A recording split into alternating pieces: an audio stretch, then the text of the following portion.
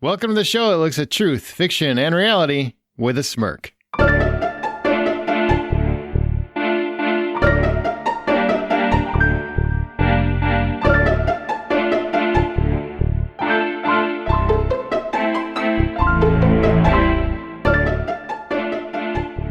I'm Aaron Peterson. I'm Amanda Sink. And I'm Zack Parkerson. And welcome to Smirk. Each week, one of our hosts introduces an original short story, which we then use as a springboard for a spirited and lighthearted discussion on whatever the moral or theme is. This week, it's my turn, and I'm going for, I believe I used the term, a heady topic. What does that mean? He's bringing the sad, or the thoughtful, as it were. Insightful. Oh, I thought it just meant like a lot of people were going to die. That's what heady means to you? I wasn't sure. I associate it with Lena Headey, and she played Cersei. And a lot of people died because of that woman. You know, you should probably go a whole episode without mentioning Game of Thrones. That'd be cool. It'd be weird. I don't think I've talked about Game of Thrones. I think you do, like every episode. I don't think on Smirk I've talked about Game of Thrones. You should play the tape. Very much. Play the tape. Nobody talks about that show anymore. No, it's culturally dead. So 2019. Wow. No, I think this is going to be a topic that is on everyone's minds. Or at least it will be by the end of this episode. It should be. Is Rick Grimes going to show up? Wouldn't that be funny? My whole story is how to make The Walking Dead Rick Grimes again. Perfect. I want to make it Grimesy again. I was referencing a global pandemic, Aaron. Oh, you know, that really does make more sense. Yeah, it's COVID themed. It's COVID themed. Talking about how I think, open it up. That's what I'm going with. It's called Open It Up. Whew. Yeah, that's Eddie, all right. Just kidding. I have no opinion whatsoever that I will say publicly. All right, if you like Smirk, smart. Every app has a share feature, so please do us a favor and share this episode on your social media outlets. Sincerely, it really does wonders. Now, you guys ready for my story? Yes. Ready, Freddy. Now. You can sense our palpable excitement. It's time for a story, and you will like it, Zack. All right.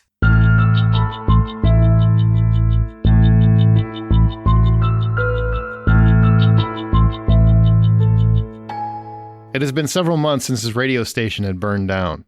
But after the complete rebuild a few weeks back, Hamilton was just happy to be back on the air. Today was his first day, and it felt glorious to throw his voice back on the airwaves. As he reclined in his favorite chair, relaxing in his favorite sweats, and waiting anxiously for the soccer match to start, his place in all of this began to crystallize. For years, death threats and chaos had surrounded him. He had been challenging the status quo for some time, pointing a finger at hypocrisy and what he considered criminal behavior in regards to this community's local politicians. Politicians. Jesus, he thought. His mind immediately calculated all of the bribes and kickbacks he willingly exposed on a daily basis over the past few years. All acts from these supposed representatives of his fellow citizens. Criminals with classier ties, he thought. He remembered how scared many of these politicians became as he exposed their lies daily. How the threats had increased, and especially how the danger amplified for him and his staff, culminating in the torching of his beloved radio station. Thankfully, no one was hurt, but that was nothing more than luck. Yet that is not all Hamilton considered. He also reflected on the lives and minds he was changing, opening the door to the truth. He wondered if those politicians had ever told the truth in any of their campaign rallies. Even as they tried to discredit him and destroy his reputation, Hamilton knew he was doing it for the right reasons. Because the people need to know. They deserve to know. Damn criminals, he said aloud just as the soccer game finally began. As the first kicks were unleashed, Hamilton heard the obnoxiously loud motorcycles outside, whizzing up and down the street like juvenile stuntmen wannabes. But he had been waiting for this game all year. He wasn't about to tell those kids to get off his lawn, so to speak. He's not that old. Not yet. Whoosh! The ball went through the net. Goal! Score! Hamilton started screaming and bouncing in his chair with righteous enthusiasm. His excitement was so palpable, he did not even hear the initial round of bullets as they broke the glass in his living room window. It was only when the first bullet struck his gut that he realized he was being assassinated. Hamilton struggled to get up, but not before a second and third bullet penetrated his body, and he realized his struggle was coming to an end. As he fell back in the chair, the fourth bullet ripped through his chest, just as he heard the motorcycles fade off into the distance. Hamilton's breathing slowed. He knew this was one threat he would not make it back from. His mind was slowing down, yet still somehow racing. contemplating all the lies he exposed. Were they worth it? Taking down a few politicians, did that truly equate to a human life? As his eyes began to close and his soul prepared for a vacation, Hamilton remembered those lives he changed. The truth is already out there, and his people now will know just how true it was with his passing. This was Hamilton's final thought as his life passed on. And when the police arrived on the scene, they were astonished at what they found. Hamilton lay dead in his recliner, riddled with bullets. Blood and glass were everywhere. But Hamilton, his face, it somehow wore a smile. Was it a smirk? Did he wear a smirk? Yes. Yes, that's what it was missing. Hang on. Typo. Done. Why does your computer sound like that? I have an old-timey computer. Oh, okay. Mm-hmm. Yeah, he's got one of those computers that need an ink ribbon. Right. Like that. I don't know why I just did I think that was a machine gun. I was going to say that was definitely like a semi-automatic. Yeah. Sorry about that. He was adding sound effects to his story. So what do you think the moral or theme was? The cost of truth. True. Yeah, this one, I feel like it could go in a couple of directions, but I really like what Zack had said, but that's cheating. So let me offer a secondary opinion to this, which would be paying the iron price. How do you come up with all of these clever ones? I like it. I was referencing your Game of Thrones references earlier. That's what they call a callback. That's what they call mansplaining. Maybe if you were listening, it wouldn't be mansplaining. It would just be explaining. Anytime. Don't worry. We got a whole show. I'm sorry. I'm just trying to think of something different than Aaron, what Zack had please said. stop mansplaining this to her? Yes. I'm sorry to mansplain this, but can you hand crank that a little faster?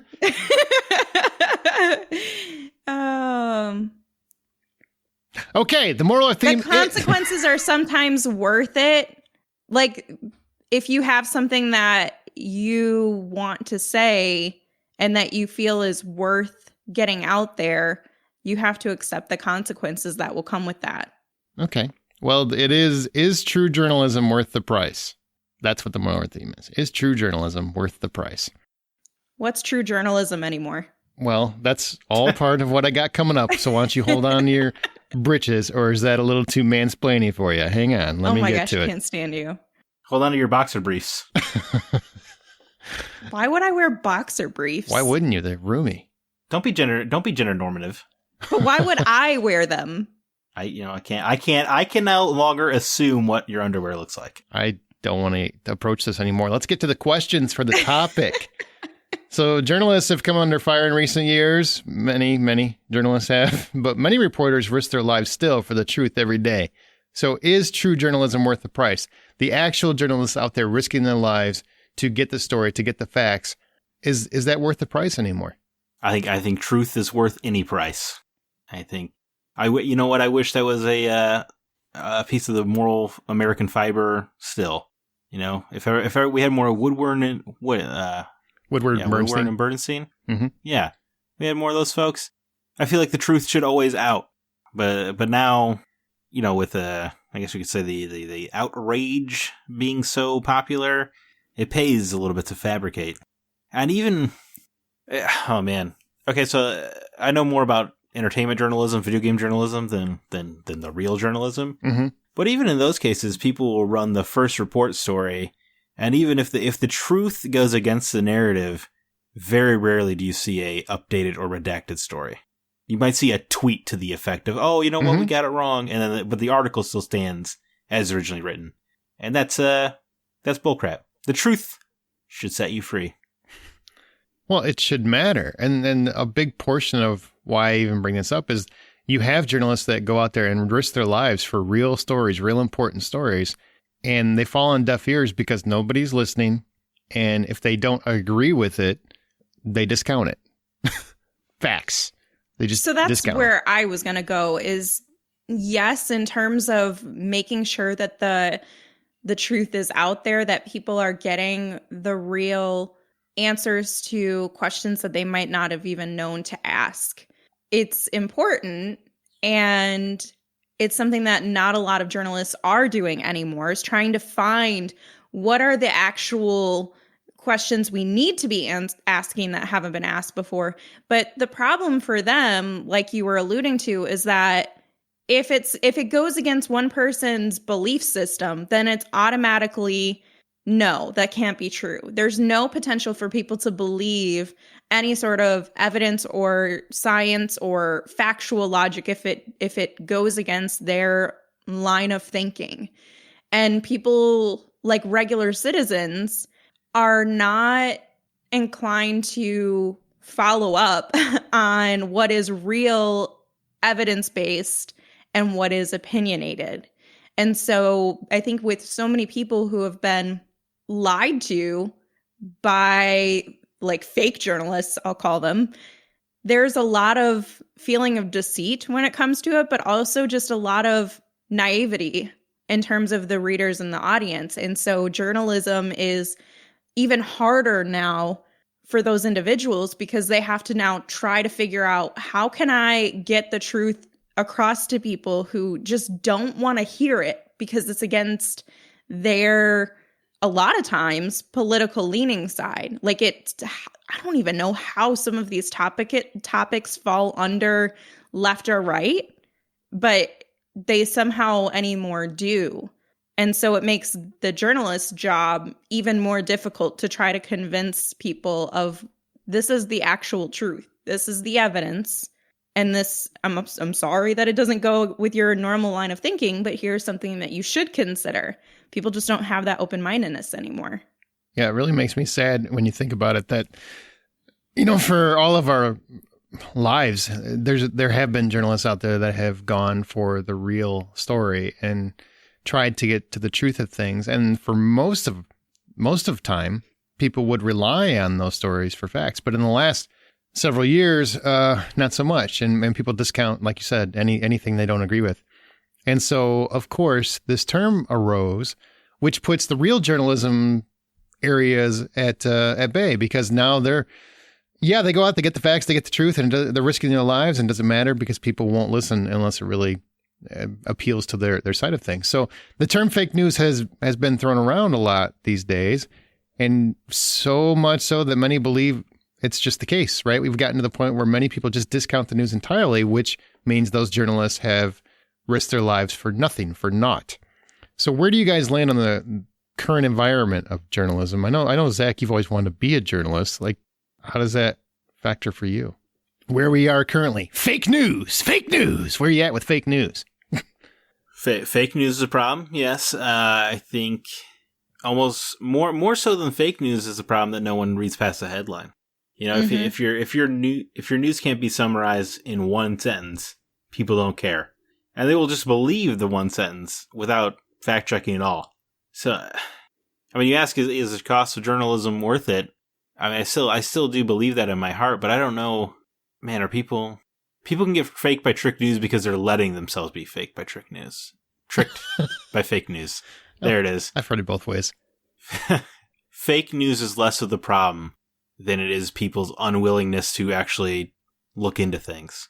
100%. It's the people. It's not necessarily the news itself, because if people were able to see outside of their worldview, their narrow scope, then they would want to look further into finding, what are the facts of this? What does the article actually say?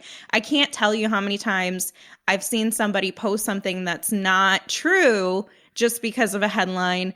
And then somebody will ask a question where it's directly answered in the article. Mm-hmm. And they're like fully in agreement, blah, blah, blah, blah, blah. But then they ask something and it's like, okay, so you didn't read this. You read, and if you did read this one article, that's the only thing you read.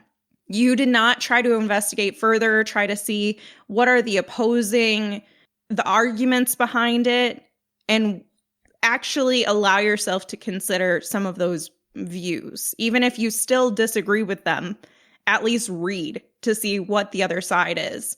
And there's a lot of problem with the news, quote unquote, news organizations that are just clickbaity and are just trying to put out online articles and listicles and trying to take advantage of people's negligence and, again, naivety and fear, and take advantage of their fear. That too, monopolize of course.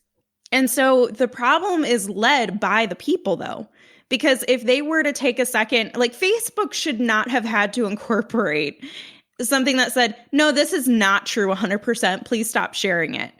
And it tells you below the article or something. And yet people will still spread it and say, no, Facebook is just trying to minimize our voice. They sure are trying to minimize your dumbness. That's what they're trying to do. Keep it to a minimum. Right. And so, like, the problem to me is not necessarily journalism or the news, because they're usually driven by the demands. Every business is. That's the only way that they're going to stay alive.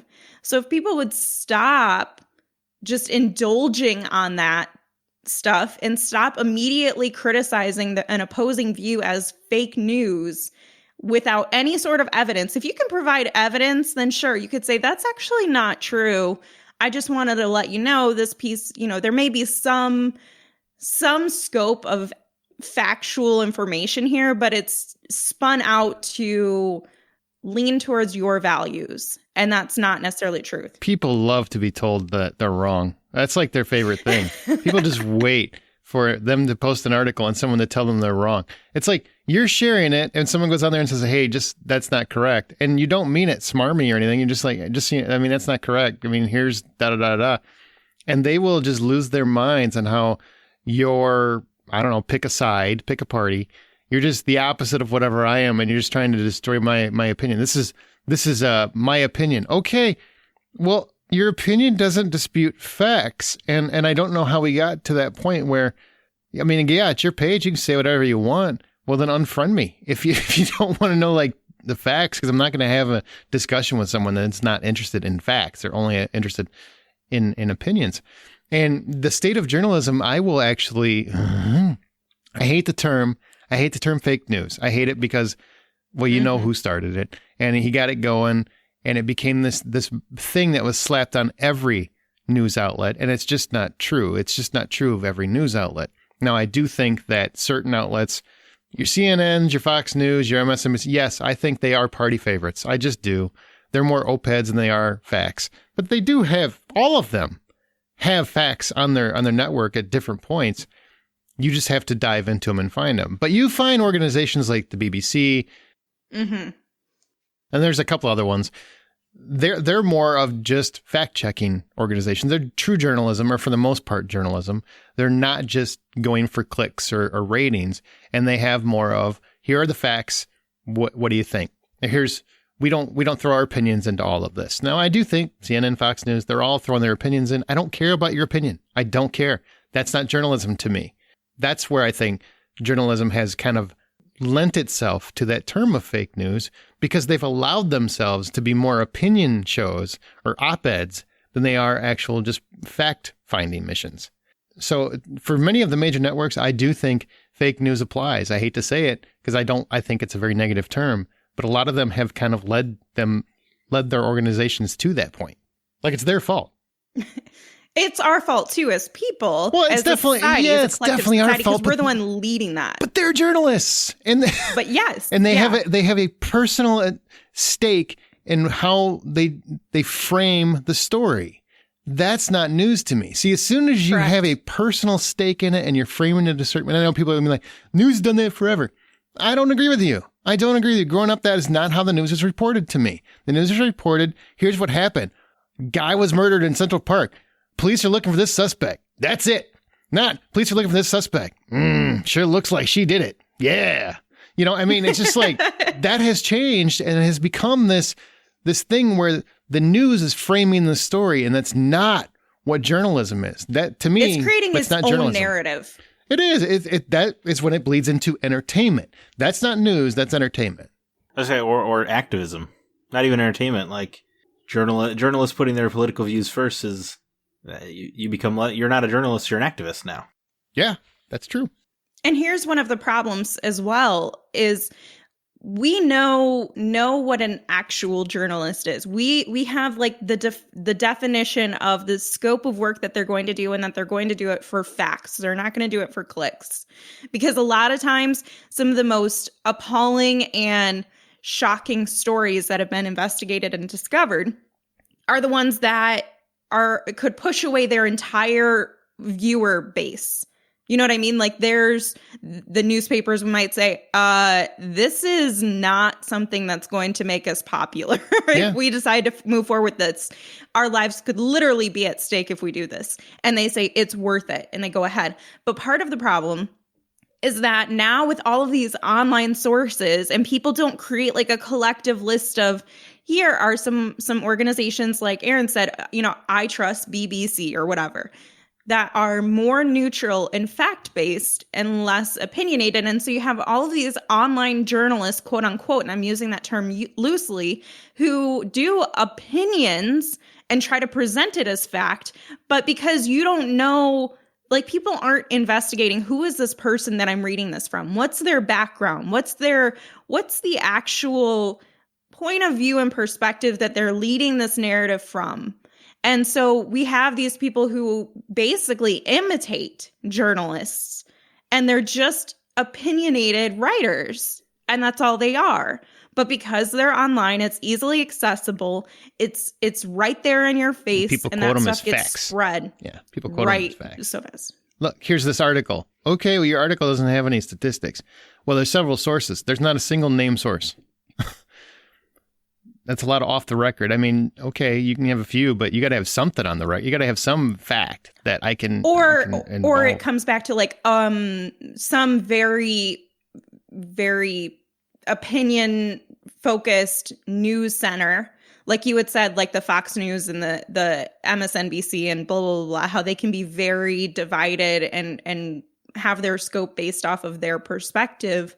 Then they might link back to one of their articles or something like that. And that's not, that's not the evidence that we're talking about. That's not somebody who's done their research and have found the truth. You're just reframing an already discussed opinion to try to present it as fact again. And that's not the same thing as a source. No, it's not. And you also have tons of journalists on all networks do this. But they get a guest on from the other end of the, they say that they're a journalist. They get a guest on who's obviously on the opposite end of their particular frame of mind. And they just shout them down. Like that's the interview technique. Every time the person says something, They shout them down because they're not in line with whatever their opinion is. And it works on both sides. I've seen it on both network or all the freaking main USA networks. And it's just like, that's horrible journalism. That is not an interview. That is a shouting match. I don't really see, I guess it's a good television. It's bad reporting. Just bad reporting. I've seen Anderson Cooper do it. I love Anderson Cooper. I've seen him do it. I'm like, that's not journalism, man. As soon as you start talking over your guest and not actually, you can present facts and rebut them. But if you're talking over their answer, if you're shouting down their answers, that's not journalism. That's where it stops being journalism and it starts being entertainment. Well, that brings me to my next question. Okay, this is kind of an important one to me. Whenever you're online or you're talking to somebody in person, wherever you converse or you have your fits of discussion, right? There's always that thing where you're going back and forth with me. I feel one way, you feel another way, and we agree to disagree.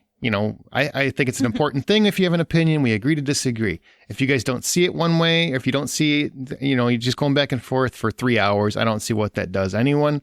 It's time to agree to disagree. But my question to you guys is, can you agree to disagree when there are facts involved? Is that when, no, we can't agree to disagree. There are facts involved. The facts say this. I'm not going to dispute you can have your opinion, but the facts say this. Well, I definitely agree with what you're saying in that it's hard to say that it's a disagreement if it's a conversation that's based around the facts of whatever case or conversation that you're having, because then it's a disagreement to me is we have different opinions, and opinions are different than facts. So if we're agreeing to disagree, that means you have one perspective, one opinion, one belief system that differs from my own. We could have a conversation about pick your topic anywhere, and somebody's going to have a disagreement with you on that. However, where the facts come in, that's not an agree to disagree, because your disagreements are based on your opinion. And so you could say, this sucks, I wish this weren't the case, or something. But it's hard to tell people, I'm sorry that your opinion is one way, but the facts are different. So you're going to have to accept what the truth is, because people don't want to hear that. They are so molded into, and this is really unfortunate, just like everything is a political issue now. Things that affect everyone, and evidence and research scientists are all on the same page. And then it becomes like a political issue, and people just defend their party line, and they don't even consider anything else. And so it's just people automatically go against each other. And there's no conversation about, this is what the facts are, this is my opinion, there's a difference. So while your question in short is, can you agree to disagree on facts? No, I don't think you can. Man, holding the party line is the worst thing that's happened to America. That's my hot take. We no longer, because everyone always says pick a side, right? And that's dangerous. You should not pick a side. You should not just be like, oh, well, Democrats all say this, well, then those are all of my opinions. That's dangerous. That's where you refuse to accept other facts or truths, or you should pick and choose things that matter to you as your beliefs and vote accordingly. I've never voted down the party line, because it's never been a case of, oh, everyone on this side is doing the right thing. That just doesn't happen. No. In fact, I would say just the opposite. Usually when both parties are usually doing the wrong things. I've never seen a point of view that each one side could represent completely. I just don't understand that. I mean, it should be per person. I understand what you're saying. Man. Yeah, and I'll get to the facts thing. I guess I'm on a bit of a tangent. Maybe you should cut this or put a trigger warning. No, go ahead. But I've never seen somebody's side of an argument flop faster than with, the recent Democratic presidential nominee being accused of sexual malpractice, and all of a sudden that doesn't matter anymore. All of a sudden that's a cost we're all willing to pay that cost just to get the current president out. Excuse me? You just tore apart all of Hollywood because let's believe people at face value and investigate facts later. And now you're like, well, we really do have to wait for the results of investigation, right? Are you kidding me? I have never seen just a group. Morals do not matter. Evidently, whatever's most convenient to you matters. So anyway, back to facts. No, I mean, do you feel like they were doing it wrong to begin with? That they should have been take people seriously and investigate thoroughly before you make assumptions or proclamations. Yeah, I mean, I thought we had all agreed that you were innocent until proven guilty, but that is no longer the case. You are guilty until proven innocent, unless you're running for president, I guess. In which case, you're innocent now. I feel like if the facts should always matter, and it is tricky in a case of, the sexual misdeeds, as it were, because time passes, details get murky. It is an impossible thing to prove, which is also unfortunate. I get the argument of just believe the victim. Believe anything at face value is, what if someone told me the earth was flat? It's not. That would be madness. I just don't understand the concept. So, yeah, at point, you think at some point you're just going to fall off? Like that's what the theory is? I don't understand that, but I'm sorry. I didn't mean to interrupt. Well, you just drop down to Antarctica. You just it's like an escalator. Well, the flat earthers are actually a perfect example of my agree to disagree when it comes to facts. Perfect example, because I think if people are trying to dispute facts, those people are being woefully ignorant or choosing to be stupid. And in which case, I I do agree to disagree because there's no point in arguing. You can't talk somebody out of stupid. Have you noticed that that's everything also seems to be a conspiracy theory? Like, a lot of people will dispute fact with a theory. Literally, it's in the title, conspiracy theory. And yet nobody seems to consider, oh, there's nothing here that's proven. It's just people who are making a lot of correlations, but it's not really connected. If you look at anything long enough, that's like the age-old saying about going through, well, I guess it's not age old. I guess, I don't know. But if you think your partner's cheating and you decide to go through their phone and emails and everything regularly because you think that there's something bad about them, inevitably you're going to find something you don't like because you're seeking out that answer. It's just confirmation bias. And also, you're so crazy and deserve to be single. That's true. That's true. Yeah, there is that. But that's what I'm talking about when it comes to some of these topics where people will say, no, my opinion is based on the facts of this conspiracy theory.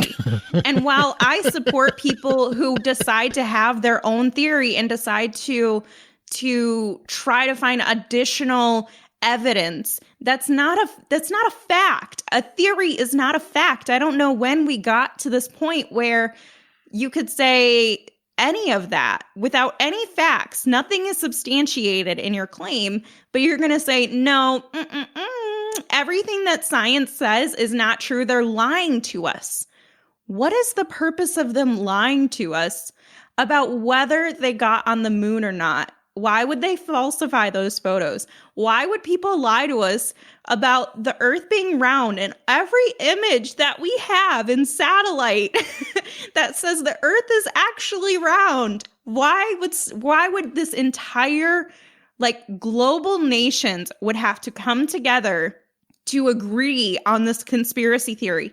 They can't even agree on oil prices. Yeah. And that's true. Saying hello.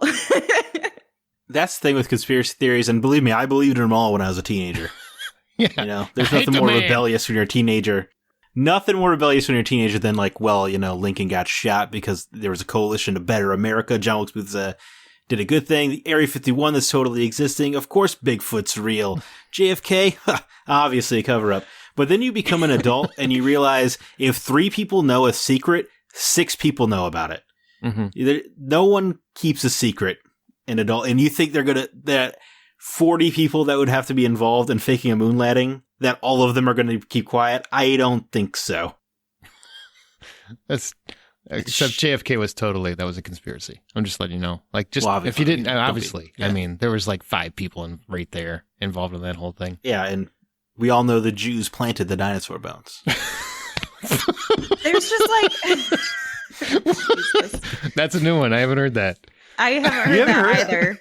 Oh, man, I worked with a guy who firmly believed. Was Jeff Goldblum the guy dinosaur? Who did it? I sure work. He believed with all of his heart the dinosaur bones were planted by the Jews to discredit our Bible. that would be amazing. I would love that. That would be amazing. The most vast conspiracy in human history, this guy. And right before he dies, Jeff Goldblum was like, yeah, that happened. Yeah, that was true. Yeah, it's true. And, Ben Stiller also shows up and he's like, yeah, that's true. Obviously. Sorry, Amanda, we cut you off twice. What were you saying there? I was just going to say that people will find whatever they believe in as an argument to facts. And it's really unfortunate. And it comes down to for me, I feel like there's 3 categories of defense for opinions against factual, science-based truth. And that's either political leanings, conspiracy theories, or religion, either because it attacks their beliefs on religion or because they don't fully understand their religion sometimes and the truth behind that. There's just a lot of things that people will pull from, and they all tend to be unsubstantiated, unfactual-based responses to quote-unquote debunk the facts that are presented. Well, and you're seeing it all over the place now. I mean, well, I will say, what sounds more fun? Somebody went and ate a bat's ass at a random market, or that there's an entire lab that's working on a frickin' virus that exploded and took over the world. The lab one sounds cooler. I mean, that sounds like everything we love in movies. So that's a lot cooler than, oh, this guy ate a random bat's ass and that's how we ended up with this thing. That's gross. But there's also, I really feel like people they will spend all day, if we've gotten to the point in the world, not just America, the world, where our opinion is so infallible and so the most important thing in the world, because all of the frickin' modern day parents and everything, hey, you get a participation trophy and you get a ribbon and da-da-da-da. And everybody's so good, even though they're not, that nobody ever can be wrong anymore. Nobody can just accept, I don't know enough about this topic. I am not informed enough about this topic. So I'm going to bend the facts to suit whatever my personal frame of mind is. Like, it's boggling to me where we are as a society and how we are just okay with, because I was raised like always research everything to the 10th degree, know what you're talking about before you talk about it. Otherwise, you're just kind of mumbling, really. I mean, if you don't know what you're talking about, you're an idiot, is how I was raised. I'm not saying that that's the truth. I'm just saying that's how I was raised. And so facts are very important.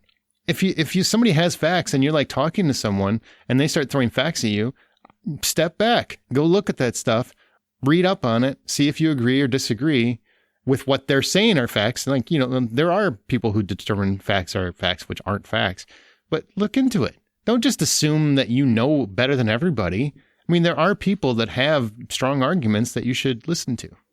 We don't. And I've been guilty of it too. I've been guilty. Everybody's guilty of it at some point. Yeah.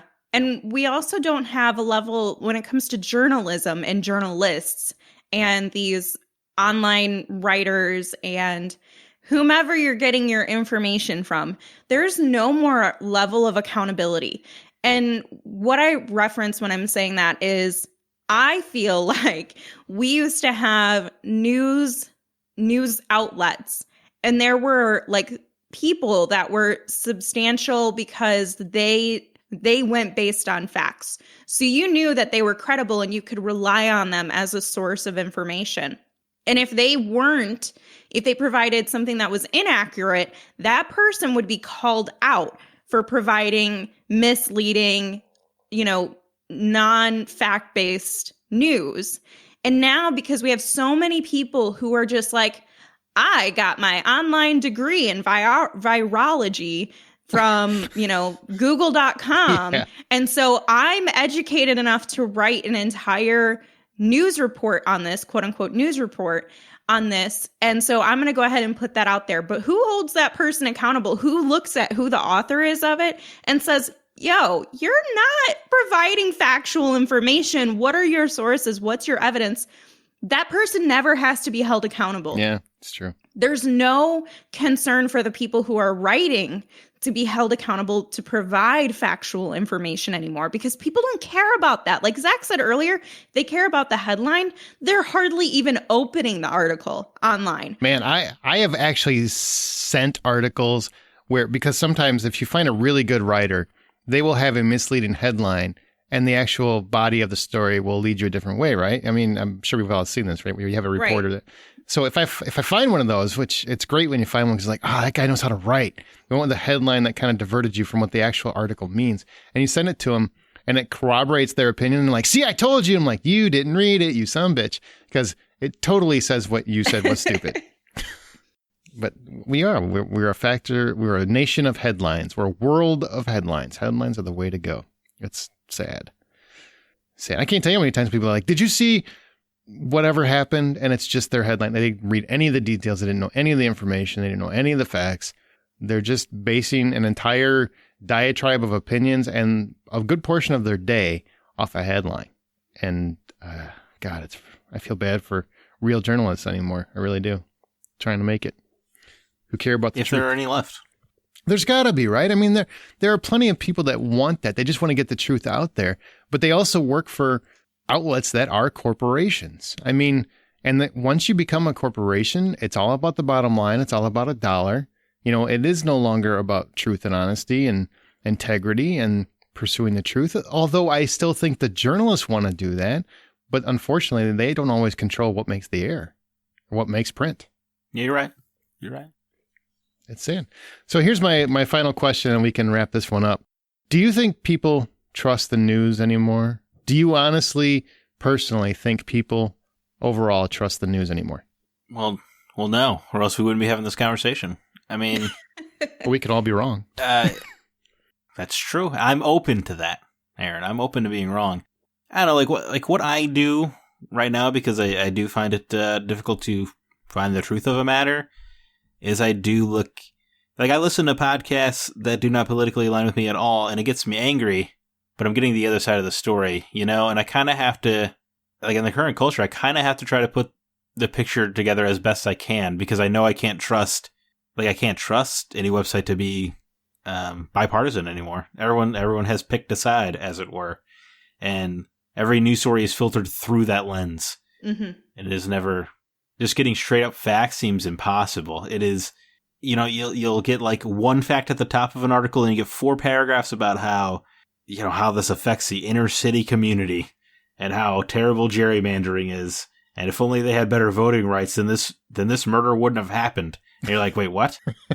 I don't think that's how it works. What? I thought, what? I wanted to read an article about 11. I thought it was sad this 11-year-old boy died, but I guess I got to care about gerrymandering now. Yeah, it's all politicized. Yeah, I don't understand that. You kind of got to wade through all the crap. So yeah, it is impossible. I guess it's maybe finding the journalists you can trust. Mm-hmm. But even that, I mean, it's tough. It's tough right now. So no, I don't think we trust the news. I think it's hard to trust the news because everyone has an agenda and you're trying to figure out where can I go for someone who just doesn't care about where their political party is, where they don't idolize a politician. Also, I never thought I would see the day where people literally idolized politicians. And not for you're their work you're as supposed a to be a politician. servant. You're not an entertainer, and you're not a celebrity. I'm never going to sit there and want an autograph from a freaking politician. I'm sorry that you're our employee. Sorry, Amanda. I'm just sorry. That gets me mad. Unless they do something that's literally substantial to changing Americans' lives, then I can understand, okay, you respect that person has done something for everyone that has benefited everyone. But instead it's what do they say? What are they saying? And you idolize them based off of what they're saying, not what they're doing and the way that they treat people and different things. That's how you would normally gain respect for somebody. Now it's just which political party do they align with and which one gets the other side super, super mad, and how can I support that person the most? Because it obviously enrages other people, and that's my goal in life now. Yeah, I really hadn't considered the fact that politicians are celebrities now. Living Color called it, man. That's true. That is true. Cult of personality. That's all it's about. Yeah, it's wild. I just have a revelation of I hadn't really thought about that, but yeah. Because it's not even just the president anymore. It's your senators are now idolized. Yeah. And man, 10 years ago, I could not have told you who 5 senators were. Mm-hmm. Which I guess, is a bit of my ignorance, but also because outside of your state, your senator didn't matter. But now they are celebrities. Now they're visiting Animal Crossing islands, and it is news. Oh, God. That is and strange. It's not for what they're doing. It's not for what actual bipartisan change they're enacting and how they're working with the other side. I've listened because of sound bites and whatnot. Right. And I've listened to these conversations with politicians where they talk about their side of things. And that's great if you support their side of things, where you're like, oh, I feel like I'm being represented finally. But it's okay, but there's not just us. So how is that helping all of the other people? How are they working with their peers? Because now it's become something where people support and idolize politicians who don't work with their peers on the other side of the party line. And it's like, how did we get here? And that makes like journalism news now. Mm-hmm. Oh, this person is defiant in doing their damn job. Like, how did we get here? How is that news? How is it something to support and idolize? And so it just comes down to these lines, and people don't care about the facts. So the news doesn't need to represent them because people don't care anymore.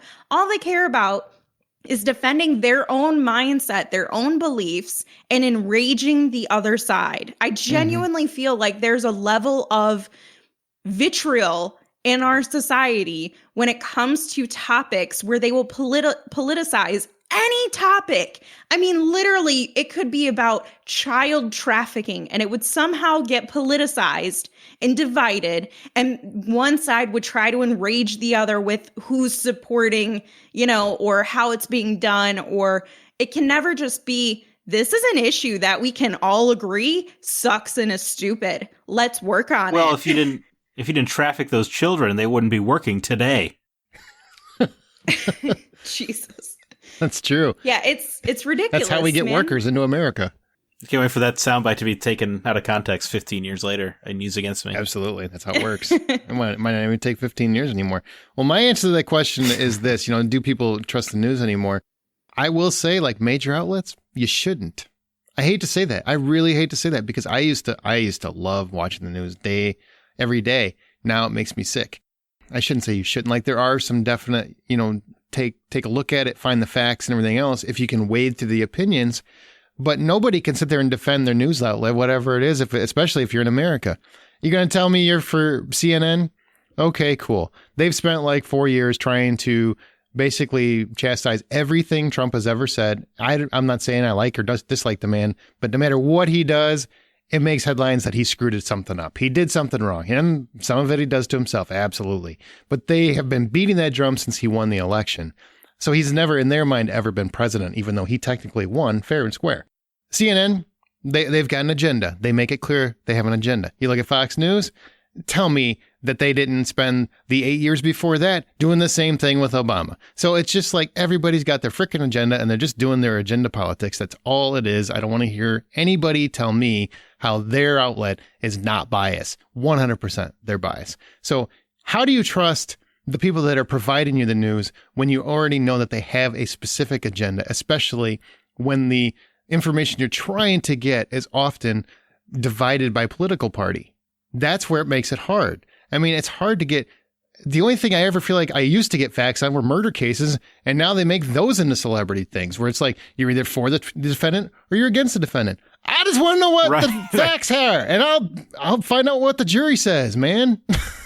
God, not everything has to be a debate. Now we got to fight over if you believe Casey Anthony did it or didn't do it, or if she should be dating or shouldn't. I don't care. Just tell me what happened. I'll figure it out, or I'll wait until the jury figures it out. I don't need you to tell me what my opinion should be. And that makes it hard to trust news. And I think that's how people are anymore. Well, and it's gotten lazy. It's much easier to inject your opinion than it is to go out and do the actual research. Oh, hell yeah. And let me tell you how boring research is. It sucks. And trying to put together, feasible information and evidence and trying to make sure you're linking those sources. That takes time. We're in such an expedited world. And we don't care about facts. And I don't mean we as in our group. I just mean society collectively does not care about the facts enough to pressure journalists to present that information. It's so much easier to put your own opinion and, like Zack said earlier, your political lens through and just say, okay, here's what I'm going to write, and done. It's done within, 30 minutes to an hour or whatever, versus somebody who's doing legitimate, factual, evidence-based research, and it's not opinionated, takes a lot more time. Well, here, and I know we got to wrap this show up, but I'll end on this part before we move on. Facts matter. Facts always matter. Whatever your opinion is, at least try to get the facts of it so you have an educated opinion, because if it's not educated, it's just, I just threw a dart at a board, and you're just hoping it sticks. That's really all it is. Facts really, really do matter. I'll tell you what, if a dude really ate a bat's ass, I want to investigate that guy, and I want to talk to the guy. I want somebody to ask him the hard-hitting questions. Why did you want to eat that bat's ass? Like, what about that seemed like a good idea for you? Drop the whole lab conspiracy thing unless you have actual substantial facts to back it up. And if you don't, and we find out that it was a guy who just was hungry for some badass, why? That's important information so that we don't have it happen again. So we can go to the next guy who's thinking about a tasty rump of bat, and we can tell him, hey, this last guy did it. It didn't work out so well. I think you should just back off. You should bat off, and not crunch on it. I get it. But of course, he won't listen to us because we don't know what we're talking about. He knows better. He saw something on MSNBC that told him it was okay. Crunch, crunch. He's in. That's what's Can I ask you guys a question? Like just a quick answer sort of thing. I've never eaten a bat's ass. No. Do you feel that But I would. No soy sauce. Everything's tasty. Do you feel you have an obligation to correct unsubstantiated, infactual information that is spreading and saying this is not accurate, here's my sources? Do you feel you have an obligation to do that, to prevent that spreading of misinformation? And secondly, how do you handle people that you care about, even if they directly contact you and send you stuff that you know is already been debunked and they're so insistent on that being their perspective? What are your opinions on those things? Just like quick. I ignore my dad completely. That's what I do. I love him, but nope. He'll send articles that are from, I don't know, BillyJoes.com. Zach, you go first. What do you think? I mean, I said it earlier. You can't fix stupid. If people are choosing, especially like some of these, some things are just wildly untrue. Like the Earth is flat. In that case, you're never going to change that person's mind because they are choosing to believe something that in the back of their mind they know is incorrect. So no, I do not feel obligated because you've never changed anybody's mind, especially on the internet. You've never changed anybody's mind by screaming at them that they're wrong. That has never happened. I will say, PSA to anybody, turn off your Twitter blocks, engage in opinions you don't agree with. Please. Absolutely. Educate yourself. If it's something where it's erroneous fact throwing out, like they're throwing out wrong facts as opinions and I can verify it quickly and just drop a link like it's hot, I will. If it's an opinion based, but that's only if it's like fact based. Like if somebody's disputing science, that just irks me. And if I can drop a science link real quick and be like, look, you can say whatever you want. Here's a link. Look at it. And there's research there, and then walk away. And then I try to stay out of it. Of course, somebody always baits me, and I can be dumb. But when it comes to opinion based, like if somebody's disputing like a personal choice or personal opinion, like pro-choice or pro-life, that's an opinion based argument. I'm not going to wade into that. You're welcome to whatever your opinion is. I have mine, you have yours, whatever.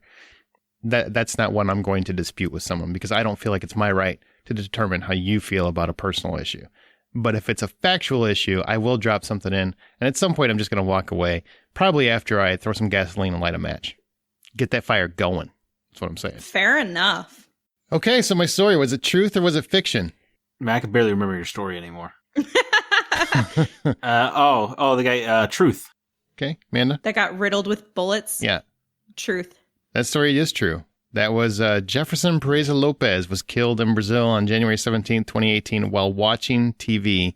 His radio station was also burned down twice before, I believe.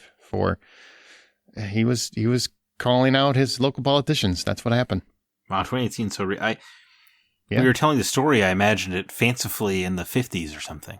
No. Right. I mean, that's why I searched for a very recent, there's actually a lot more stories. So I know there are true journalists out there. They're still trying. Unfortunately, their stories aren't getting told because we've got Trump 24/7, or we've got, I can't believe that the Democrats are doing this, or I can't believe the Republicans are doing this. And I'm like, guess what? Both parties aren't doing their job. How about that? We just stop there and go back to facts because neither one of them are doing their job, which is to get things done. That's literally their one job. Stop reporting on the frickin' pissing matches and stop making them celebrities, make them go back to doing their job, and you cover the real news, the stuff that matters. like these guys in their lives. lives. Can you believe we really got to the point in American history where people are like, yeah, but both presidential candidates are known rapists, so what are you going to do? Can you believe that? That's where we're at.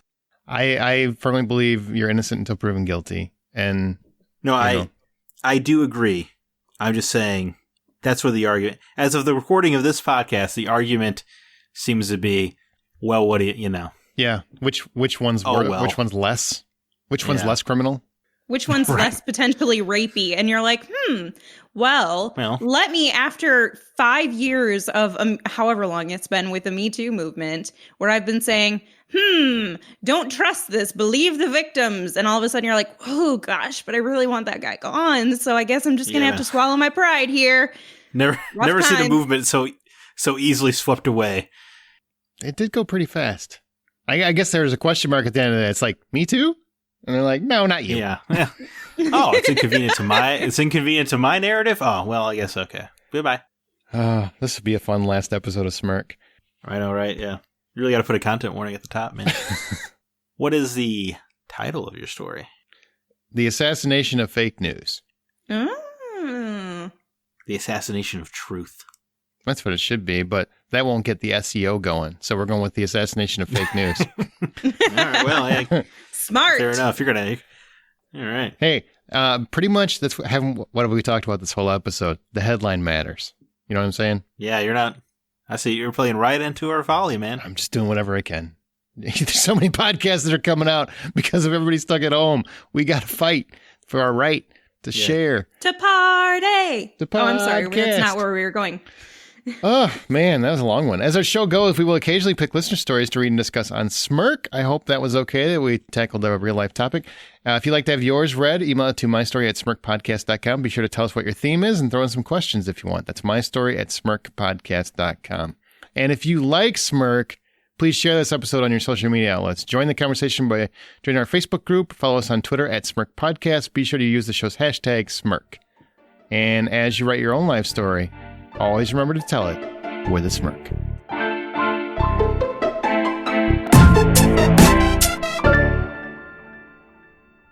That was a good topic. It turns out politics creates conversation. I think we had a great conversation. It's a shame Smirk is going to be canceled after this, but